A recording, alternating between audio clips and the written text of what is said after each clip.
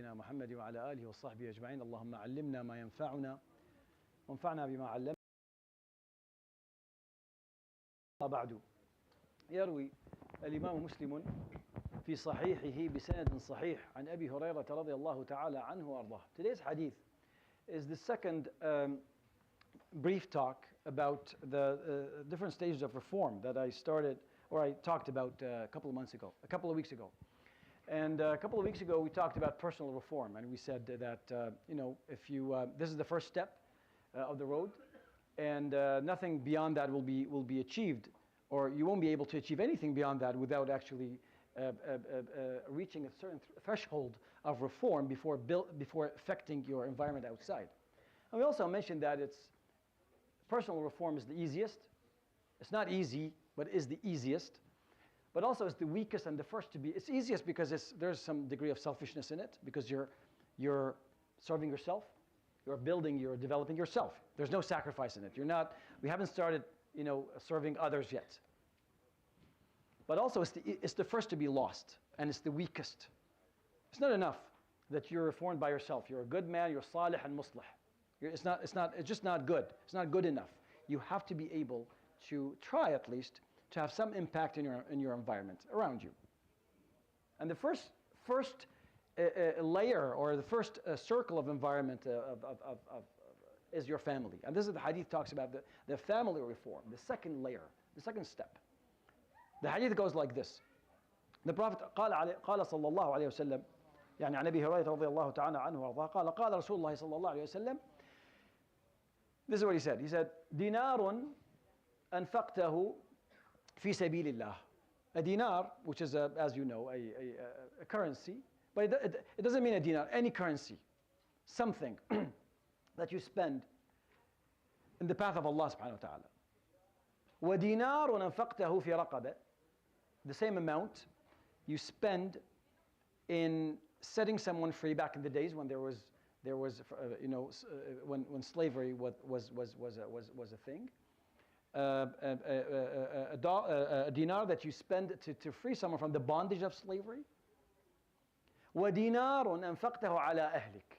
And a dollar that you spend on your family. أهلك, your wife and your children. أعظمها أجرا عند الله الذي أنفقته على أهلك. The highest, the one that has the highest reward and the most beloved in the eyes of Allah subhanahu wa ta'ala is the one that you spend on your family. So if you think about it, the first dinar that you spend, or the first whatever it is, the currency that you spent in the path of Allah subhanahu wa ta'ala, that's your global trying to change the world from your spot. And the second one, when you're trying to free someone from the bondage of slavery, and that's you're trying to build to help and serve the community. But the most valuable in the eyes of Allah subhanahu wa ta'ala is the one that you spend and you invest in your own family. And it doesn't mean that that's all you have to do. But it's telling you that this is what you start with. This is the next step. It doesn't make any sense that you feed your neighbor and your own family is hungry. No one does that. It takes a certain type of people, and societies and communities are not built like that.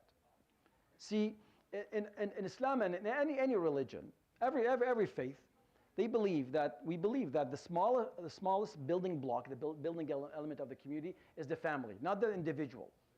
The community is a group of families.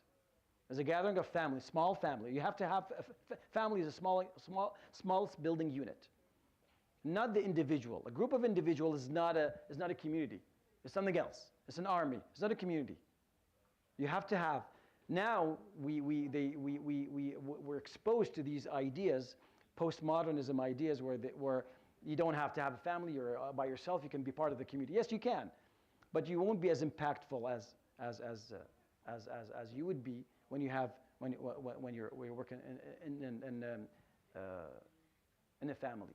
So the family is the first institution that teaches the children, and not only the children, yourself and your wife and your husband, the ethical and the educational and the spiritual values. You start from the family. This is the first step. And you have to reach a certain threshold with building this until you move on and you graduate to serving the community.